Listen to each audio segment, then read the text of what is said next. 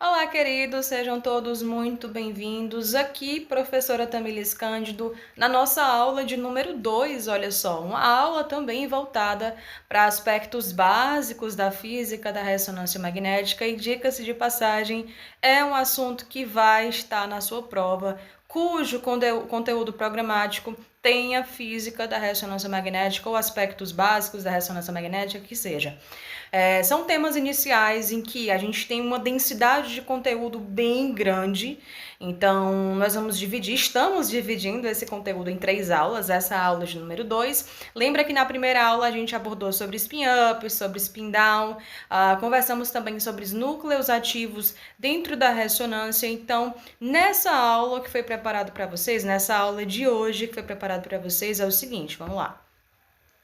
A gente vai conversar sobre o fenômeno da ressonância magnética, sobre o sinal na ressonância magnética, sobre decaimento por indução livre. Olha só, interessante isso aqui, tá? E T1, T2, TR e TE, tá certo? Então, assim, quando a gente entende esses conceitos iniciais, quando nós temos uma visão já bem pré-estabelecida sobre esses conceitos, que sim, meus queridos, são conceitos importantíssimos dentro da ressonância magnética, nós conseguimos prosseguir então para a parte mais aprofundada, né? Que geralmente não, tá? Eu tô sendo aqui bem generosa. São vistos só quando a gente está lá no setor prático, né? Lá na prática da modalidade, porque geralmente o que é abordado dentro de sala de aula são esses conceitos iniciais. Tá certo? Então, vamos lá seguir sem mais delongas. Vamos lá. Então, o que a gente pode pré-estabelecer aqui como conceitos iniciais sobre o fenômeno da ressonância magnética, né? O que eu posso inferir aqui desde esse início com vocês? Que ela ocorre sempre que um objeto é exposto a uma frequência oscilatória próximo à sua frequência oscilatória natural. Professora, como assim? O que tem a ver? Que frequências são essas? Do que a gente está falando? Na primeira aula de vocês, a gente conversou sobre os movimentos que são movimentos naturais, em que prótons, elétrons e nêutrons realizam para que haja ali um equilíbrio, né? Dentro ali, né, no meio atômico, certo? Isso eu tô falando de núcleo e eu tô falando de eletrosfera também. Sobre esses movimentos que ocorrem de forma natural, nós até denominamos como spins, né? Nós temos uma frequência específica, a qual também já conversamos que a essa frequência vai ser adicionado um pulso de radiofrequência e ali o meu próton vai conseguir responder aos estímulos da minha máquina. Então, quando eu falo que ocorre sempre que um objeto é exposto a uma frequência oscilatória próxima à sua frequência oscilatória natural, essa primeira observação aqui, essa primeira afirmação, está dizendo para a gente que quando os meus spins estão expostos a uma frequência oscilatória próxima à frequência oscilatória natural, essa frequência oscilatória em que vai ser, né, em que a gente vai entrar aí, na interação com esses prótons, a gente está falando justamente sobre as ondas de radiofrequência. As ondas de radiofrequência precisam estar na mesma frequência oscilatória que esses spins. Mas, professora, é um movimento que ocorre dentro de sala, o qual a gente denominou como precessão, ou são os movimentos que ocorrem fora de sala? É claro que a gente está aqui abordando sobre o movimento que ocorre quando o paciente está ali inteiramente sob a ação do campo magnético do nosso magneto, tá? Lembra disso aí. Então, assim, a outra observação é que não ocorre fora da frequência de Larmor. Pessoal, primeira aula a gente conversou sobre isso. Quem é a frequência de Larmor quando a gente está falando sobre ressonância magnética? A frequência de Larmor é justamente essa oscilação que esses momentos magnéticos desses spins, a quantidade de movimento que esses spins vão executar de acordo com o campo magnético ao qual estão estabelecidos, né, ao qual estão submetidos. Veja só, se o teu paciente ele está submetido a um campo de 1,5 Tesla, a frequência de Larmor dos prótons desse teu paciente jamais vai ser igual à frequência de Larmor dos prótons desse mesmo paciente quando ele é submetido a um magneto de 0,5 Tesla. São coisas diferentes e essa frequência de Larmor vai depender inteiramente da potência do campo magnético que a gente está utilizando, tá certo? Veja só, eu preciso dar pulsos de radiofrequência e aí quem é que executa esses pulsos de radiofrequência? São as bobinas de radiofrequência, tá? Então eu preciso que essas bobinas elas emitam esses pulsos de radiofrequência com uma frequência conhecida. Que frequência é essa, professora? A frequência de Larmor. Eu preciso conhecer qual é o comportamento do meu próton de acordo com a potência da máquina, do magneto que a gente está utilizando, tá certo? A outra afirmação aqui, os núcleos não entram em ressonância, pois os outros núcleos, tá?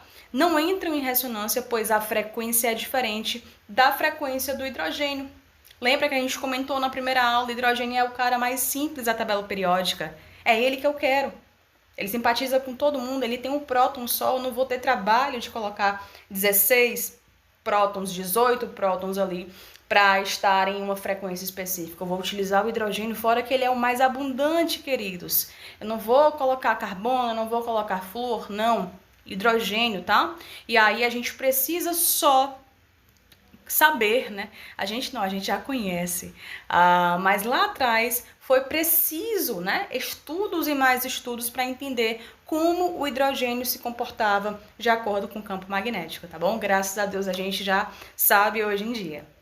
A outra afirmação é que para que ocorra a ressonância, é necessária a troca de energia entre corpos em movimento e uma força periódica. Isso aqui é tópico de prova. Isso aqui é tópico de prova, eu já vi várias bancas abordarem essa afirmação de forma diferenciada, com termos diferentes, mas que querem dizer a mesma coisa. Veja só, quando ele fala que para que ocorra a ressonância magnética, é necessária a troca de energia entre corpos em movimento. Eu estou falando de quem aqui? Estou falando sobre os momentos magnéticos dos meus spins. E uma força periódica, ou seja, as ondas de radiofrequência na frequência de Larmor. Sabe o que a questão pode fazer contigo? Ela pode te pregar a seguinte peça.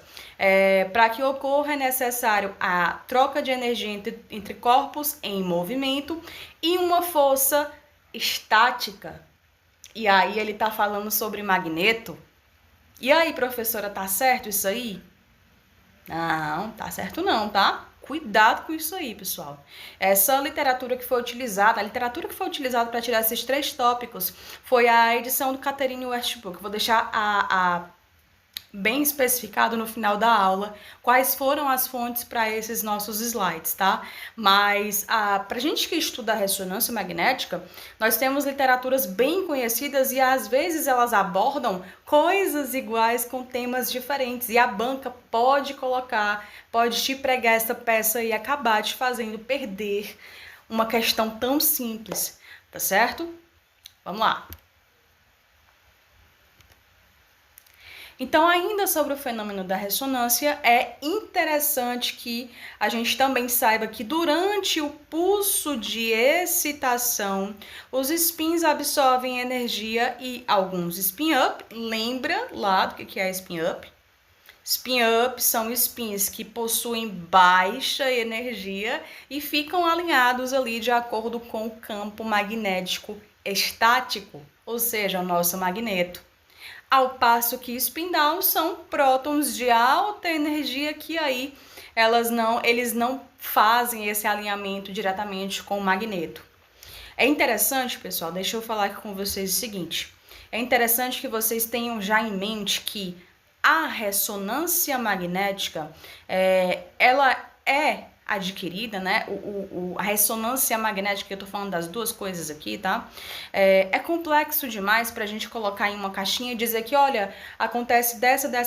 São etapas, tá? São etapas. Eu não consigo dizer que, acontece desse jeito. Não. Primeiro precisa acontecer isso para depois acontecer aquilo, para que finalmente a gente tem a imagem lá bonitinha no nosso computador, tá certo? Da mesma forma que eu quero que vocês enxerguem aqui, é que eu não posso dizer, olha só, eu não posso dizer que as bobinas vão dar o pulso de radiofrequência e a imagem vai ser gerada. Em hipótese alguma eu posso afirmar isso para vocês. Então, o que vai acontecer? Os meus prótons, lembra lá, meus prótons de hidrogênio, eles ficam ali totalmente, né, sob influência do campo magnético da minha máquina, ok? O magneto, aquele forte campo magnético dentro de sala.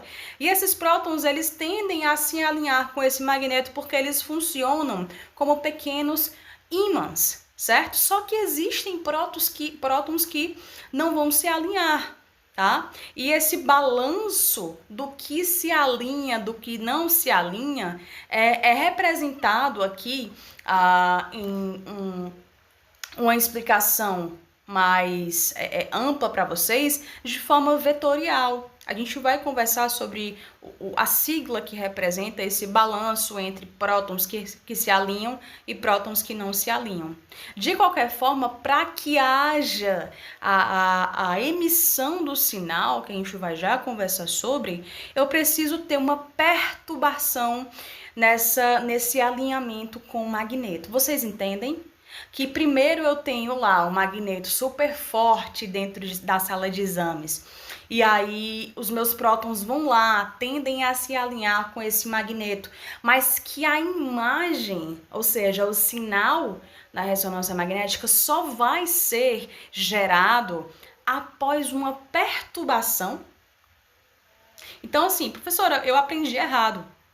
Minha professora, meu professor do meu curso técnico, do meu curso tecnólogo, disse que só vai acontecer quando um se atrai com o outro. Isso aí tá certo? De certo modo, sim. Eu preciso que primeiro, lembra lá das etapas, primeiro haja o alinhamento para que depois eu vá lá e faça essa perturbação desse alinhamento. Porque só assim, e aí vamos lá aqui para o slide, só assim, fazendo com que haja essa perturbação, olha só, nesse balanço, né, desse alinhamento entre spin-ups que fazem o alinhamento com B0, eu tenho, né, a capacidade de gerar o sinal. Veja só, a relação de diferença entre spin-up e spin-down corresponde à energia necessária para produzir ressonância por excitação. Então, o que vai acontecer? O cara tá lá alinhado com o campo magnético B0, vamos lá, tá lá alinhado com o campo magnético B0, e aí tá aqui, ó, campo magnético tá dizendo para apontar para cima, ele tá apontado para cima. Só que para que eu tenha o sinal sendo gerado, eu tenho que vir com um pulso de radiofrequência, não tem? Das bobinas? Então, esse pulso de radiofrequência, ele vai adicionar energia nesse próton, nesse momento magnético que está alinhado com B0. E adicionando energia nisso aqui, ó, eu vou ter o deslocamento dele. Por quê? Porque ele ganhou energia. E quando eu falo sobre prótons com energia, com alta energia, o que a gente lembra? A gente está falando de spin-up ou de spin-down? Quando eu tenho prótons, momentos magnéticos de alta energia. A gente está falando de spin-down. Então, o que é interessante da gente salientar, que é um tópico importante para esse momento aqui, entendendo a física da ressonância magnética?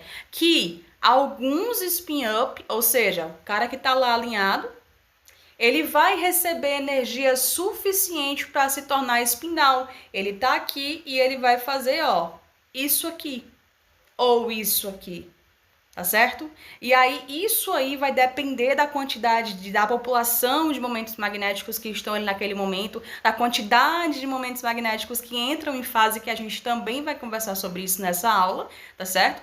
Então, só para vocês entenderem que eu preciso ter uma perturbação nesse alinhamento dos prótons com o momento magnético, tá certo? À medida que o campo magnético do magneto aumenta, no caso a potência em Tesla, tá, pessoal? A diferença também aumenta. E aí a outra afirmação é que as ondas de radiofrequência na ressonância magnética possuem frequências próximas a 100 MHz. Aqui também pode aparecer, nunca apareceu em prova, mas é interessante da gente salientar, tá bom? Lembra que a gente está falando sobre espectro eletromagnético e esse espectro eletromagnético é marcado por frequências diferentes e comprimentos de onda diferentes também, ok?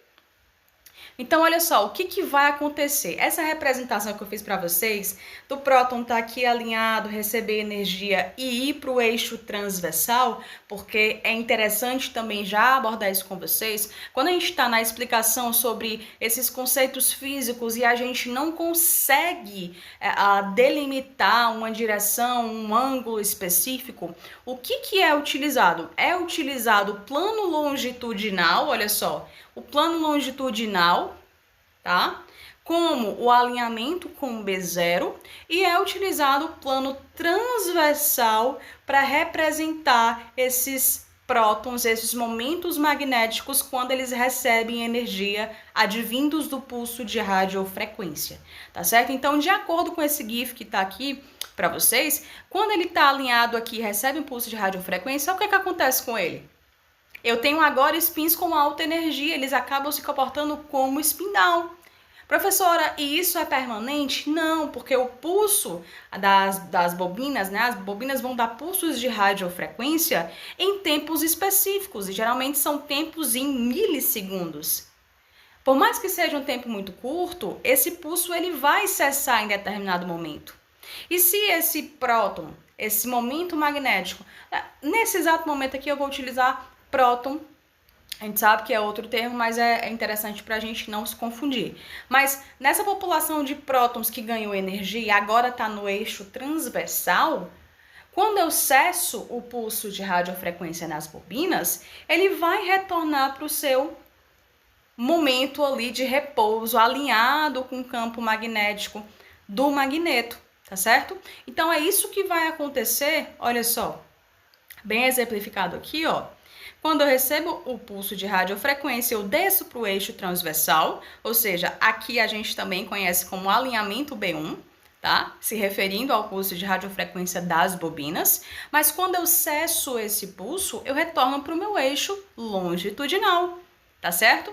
E aí aqui, ó, para a gente entender o que é fora de fase e em fase, né? Quando os meus prótons estão fora de fase, quando os meus prótons estão em fase. Basicamente, a gente já descreveu isso, né? De uma forma não específica, mas acontece que quando os meus prótons estão oscilando de forma aleatória, olha só, estão aqui alinhados com B0, mas vocês percebem que cada um deles aponta em uma direção diferente.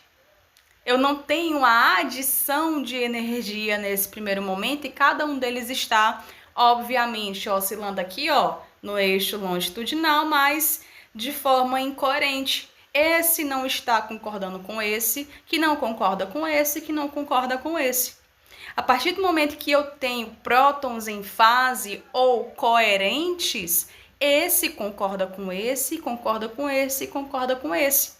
Isso significa dizer que cada um desses aí recebeu a minha energia, recebeu o meu comando e cada um deles vai responder de forma igual. Isso é importante, professora? É. Olha só aqui embaixo a informação. Momentos magnéticos em fase ou coerentes estão na mesma trajetória precessional que B0. Momentos magnéticos fora de fase ou incoerentes não estão na mesma trajetória que B0. Fase é a posição do VME em relação a B0. Professora, quem é VME? Lembra que a gente conversou nesse instante que essa representação de prótons que se alinham e prótons que não se alinham, essa representação vetorial, ela vai acontecer para a gente representar a população de prótons que está devidamente alinhado? Esse é o nosso VME.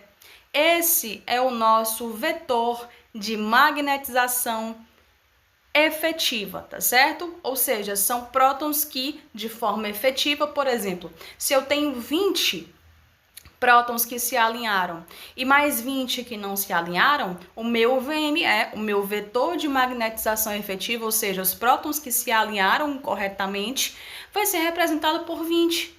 VME é igual a 20, porque 20 se opuseram ao campo magnético, mais 20 se ali se entregaram, né, à influência do campo magnético B0. Tá certo? Então, ainda sobre o fenômeno da ressonância, olha só.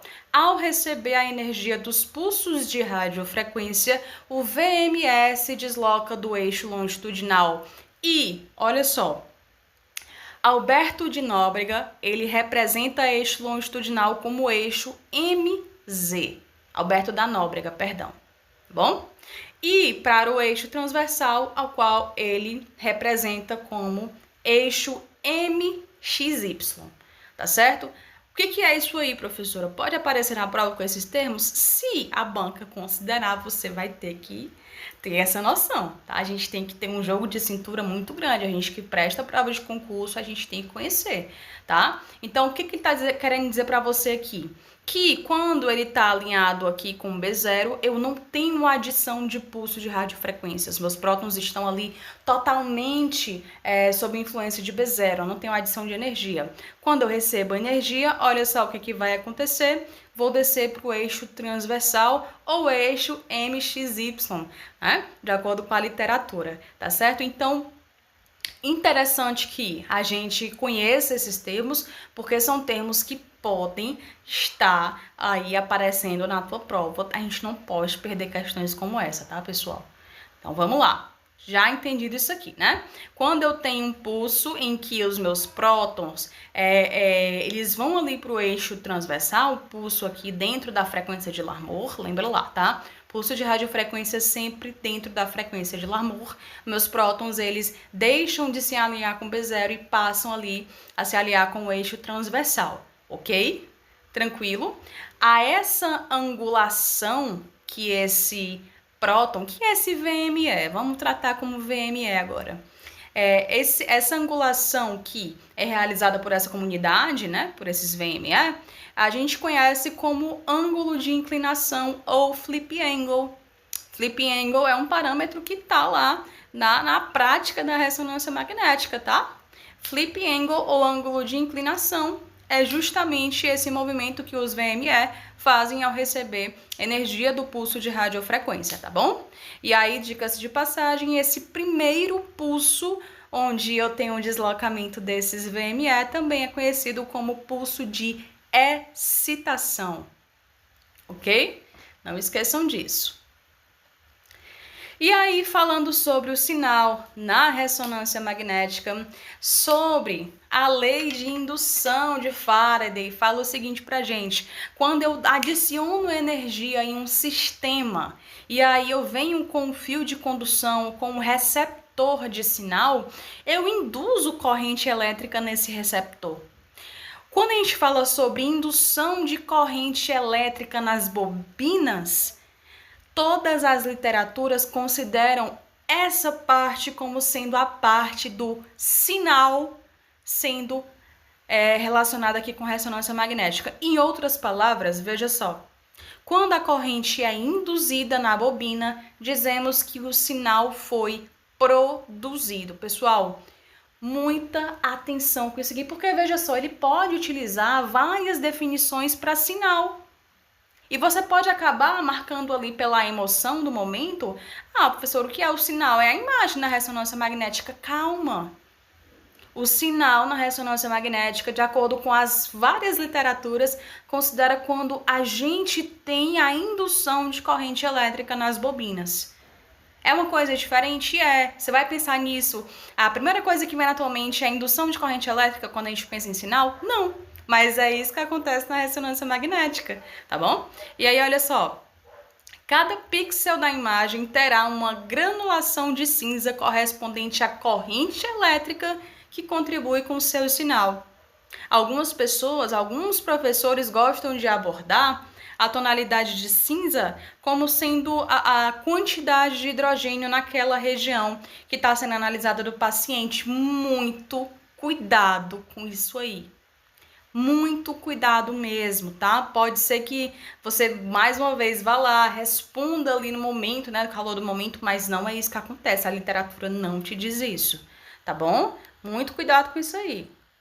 A gente também tem outra observação aqui, que é o seguinte: o deslocamento do vetor de magnetização efetiva, o qual nós consideramos aqui como VME, né, pode ter amplitude total, né, ou seja, esse deslocamento, olha só, ele pode sofrer 90 graus ou ele pode sofrer ali menos que 90 graus. Né? O que a gente conhece como deslocamento total é esse deslocamento em 90 graus e o parcial, que é o deslocamento de 45 graus. Os dois são suficientes para gerar sinal na ressonância magnética. O que acontece? Tá gerando corrente nas bobinas, a gente tem sinal, tá bom? Só isso, ok? Passando para frente. Vamos lá. Sobre o declínio de indução livre ou decaimento de indução livre, que a gente conhece como DLI. O que é isso, professora? Eu não fiz isso aqui, olha aqui, professora. Eu não estava alinhada com B0? Eu não recebi o pulso de radiofrequência e fui lá para o meu eixo transversal? O que vai acontecer quando eu cessar esse pulso de radiofrequência? Eu vou continuar aqui? Não, porque eu só continuo aqui quando eu tenho ali energia, né, para converter em corrente nas bobinas. Se eu não tenho mais pulso sendo induzido, olha só, eu vou retornar para o meu eixo longitudinal. Então, esse sinal, essa indução de corrente que é adquirida após esse pulso de excitação, olha só, é um processo de liberação de energia, justamente esse processo onde eu não recebi energia. Eu, VME, população lá de momentos magnéticos, acabei de receber energia. Como é que eu vou fazer para dispersar essa energia? Eu vou induzir justamente essa liberação no meu sistema. Isso acontece de forma decrescente, onde? Quando eu estou aqui no meu eixo transversal, olha só, olha aqui para as duas figuras. Quando eu estou no meu eixo transversal, eu tenho o meu pico máximo de liberação de energia.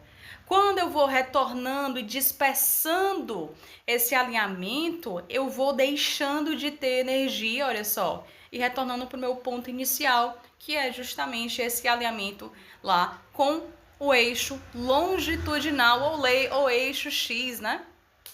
O eixo Z, perdão, de acordo com a literatura, tá certo? Então, esse sinal de decaimento livre nada mais é do que esse retorno dos meus VME, do meu VME, ao ponto inicial. Se esse gráfico aqui continuasse, essa representação continuasse, esse vetor estaria alinhado aqui no eixo inicial, no eixo longitudinal, tá bom?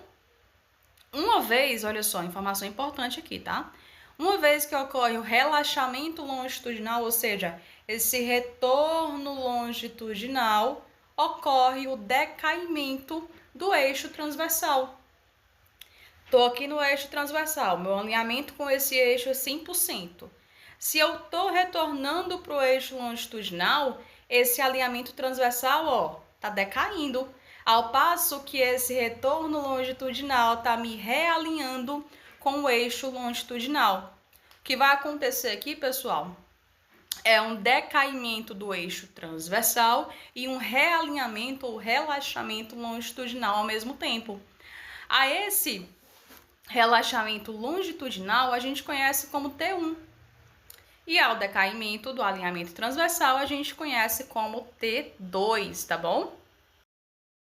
Quando a gente está realinhando com o eixo longitudinal, a gente está deixando esse alinhamento transversal, ó, a gente está decaindo com esse alinhamento transversal, tá certo? Uma coisa sempre ali levando relacionado ali com a outra. T1 sendo esse alinhamento longitudinal, T2 sendo esse alinhamento transversal.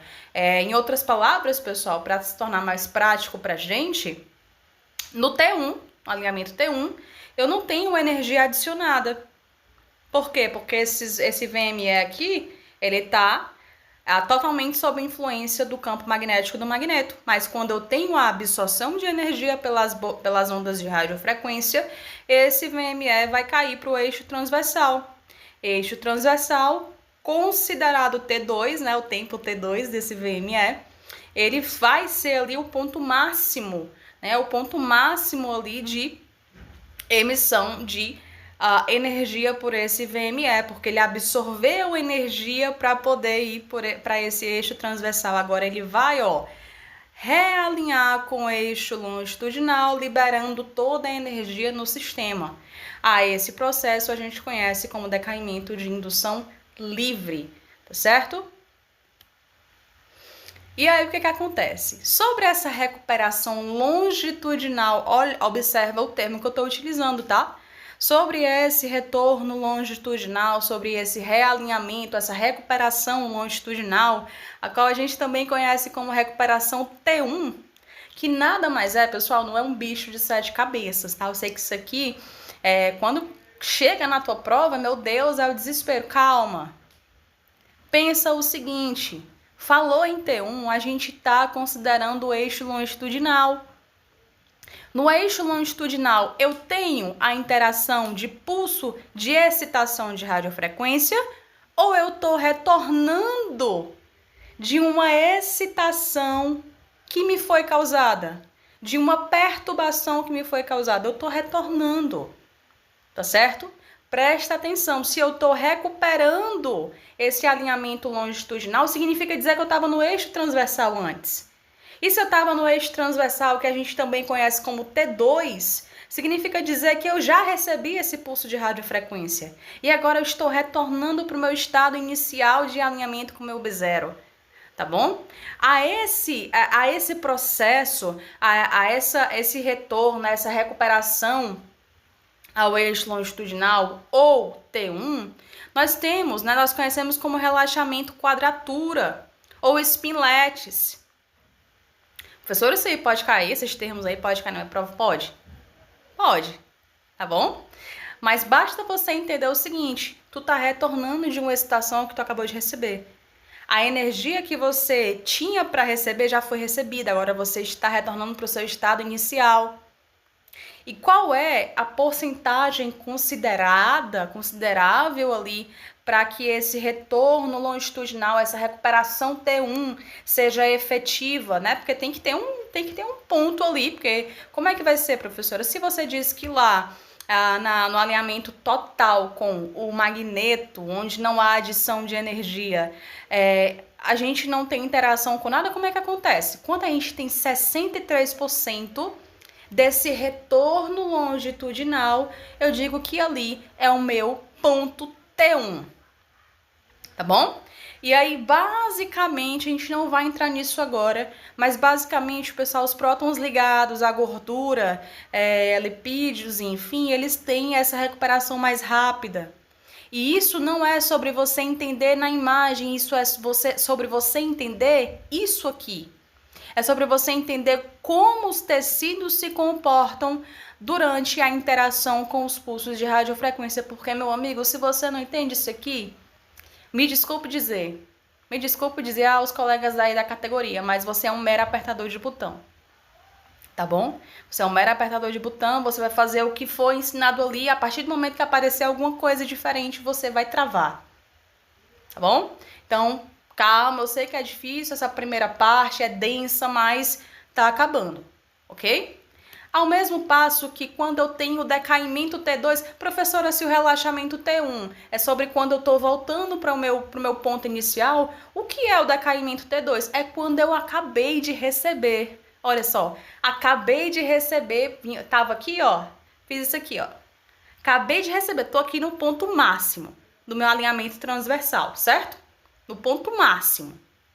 O que é que vai acontecer? Esse ponto transversal, a gente já falou que também é conhecido como T2, né? Ou decaimento spin-spin, de acordo com o que está aqui no slide de vocês, ok?